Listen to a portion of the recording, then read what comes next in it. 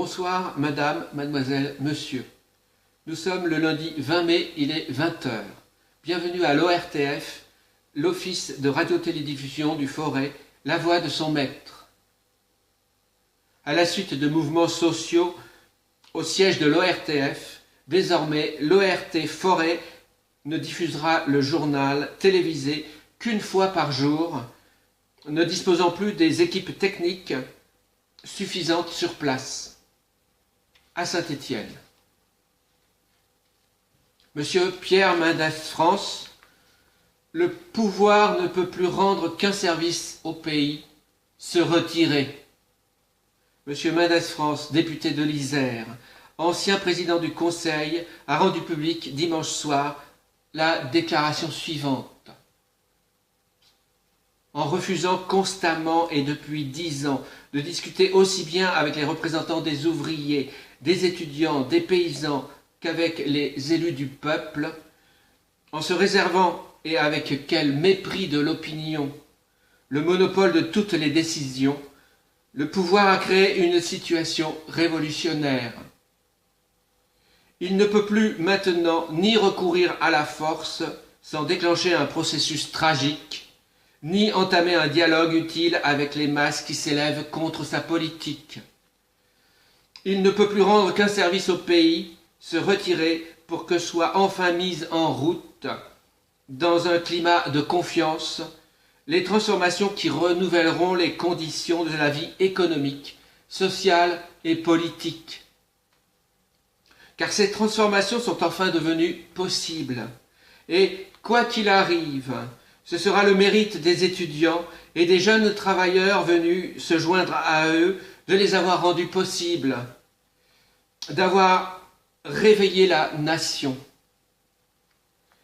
La crise présente n'est pas seulement politique, elle met en cause tout un régime de vie.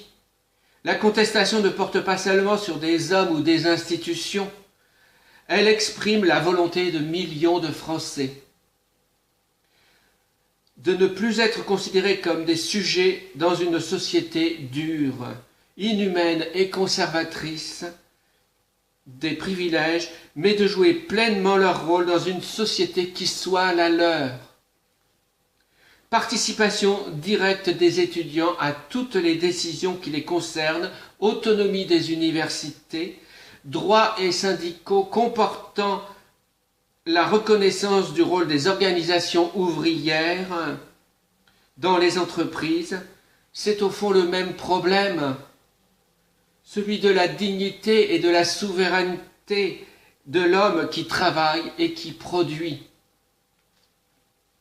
Un autre problème également commun aux ouvriers, aux étudiants, aux fils de paysans, c'est celui du sous-emploi, et on connaît aujourd'hui l'ampleur et sa gravité.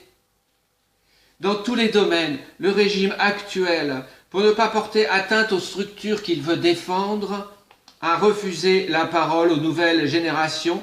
Or, lorsqu'un conflit global et durable se développe entre un État et les forces du renouveau, c'est toujours l'État qui a tort.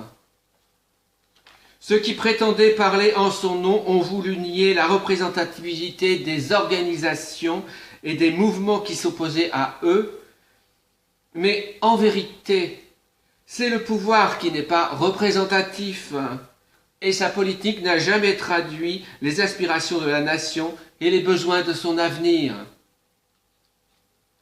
S'il avait assuré à la classe ouvrière un emploi soutenu et d'autres conditions de vie, s'il avait organisé la démocratie dans l'entreprise et dans l'université, s'il avait ouvert à la jeunesse des perspectives heureuses, nous n'en serions pas là aujourd'hui. Il ne l'a pas fait et il ne le fera pas. Qu'il laisse donc la place. La grève touche maintenant plusieurs millions de travailleurs.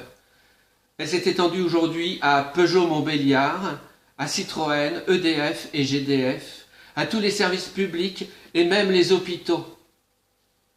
Elle concerne un salarié sur 2. Le courrier est totalement interrompu. On dévalise les épiceries et devant l'afflux des clients, certaines banques limitent leur retrait. Certaines succursales ne peuvent plus déjà répondre à la demande. Professeurs du secondaire et instituteurs remplacent leurs cours par des discussions avec les élèves. À la Sorbonne, les états généraux de l'enseignement, convoqués par l'UNEF, le SNESUP, ne peuvent avoir lieu en raison de la grève des transports qui a empêché les délégués de province de se rendre à Paris. La contestation se poursuit dans les amphithéâtres et l'Odéon, également bondés. On s'écrase le soir à la Sorbonne pour entendre M. Sartre. M. Segui déclare « La CGT monte la garde autour des revendications ouvrières et elle a tout ce qu'il faut pour les défendre. » Et il range l'autogestion parmi les formules creuses. À Saint-Étienne, on dénombre de très nombreux grévistes dans l'industrie.